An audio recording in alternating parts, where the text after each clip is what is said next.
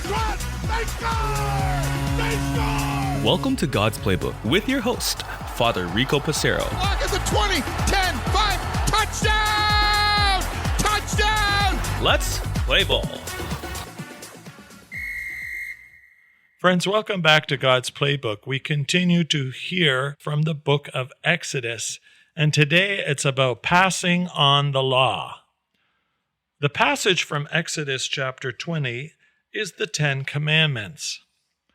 And hopefully for each of us, we should know the Ten Commandments well and go over the Ten Commandments as we discern, especially before confession, what sins I need to be forgiven for and what I need to be sorry for. Today, I want us to really understand that God gave these laws to Moses not to ruin Moses, the people's lives, and our lives too, but rather to shape them and guide us so that it's not a guessing game. In order to win a championship, a coach and a team needs to have a vision. They don't just say, well, get on the ice, ladies or gentlemen, and good luck.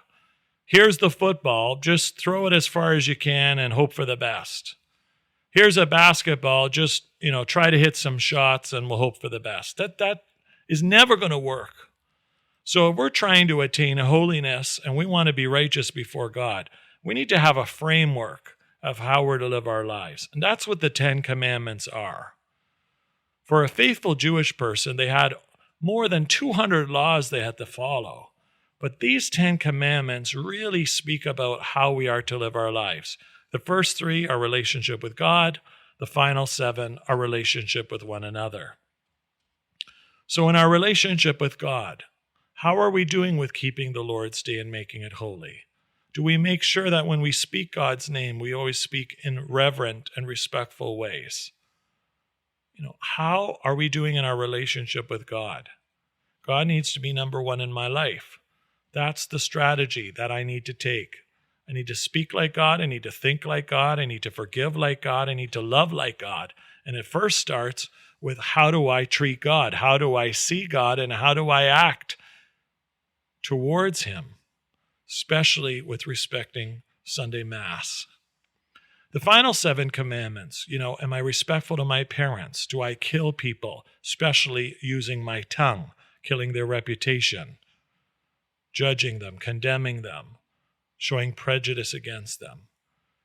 Am I faithful in living my own sexuality in a way that is conducive to the vocation that I have been called to?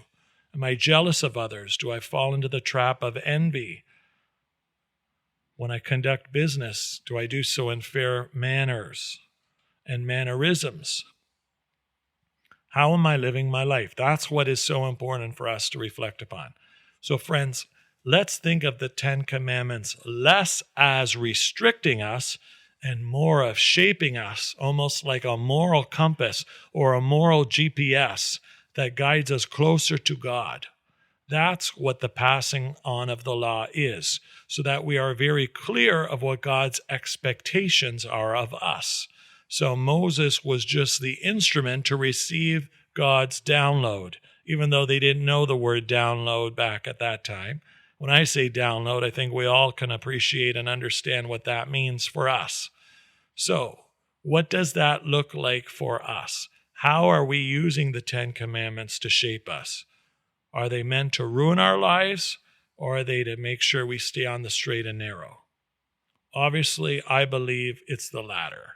This was true of Moses. This is God's intention in the passing on of the law. May we use the 10 Commandments to shape us, guide us, and help us to live sainthood here on earth, so most importantly, we can live sainthood in heaven. For God's Playbook, friends, I'm Father Rico. God loves you, and so do I. If you like what you hear, please consider supporting us using any of our affiliate links in the description below via Buzzsprout, Ko-Fi, or GoFundMe. Thanks, and God bless.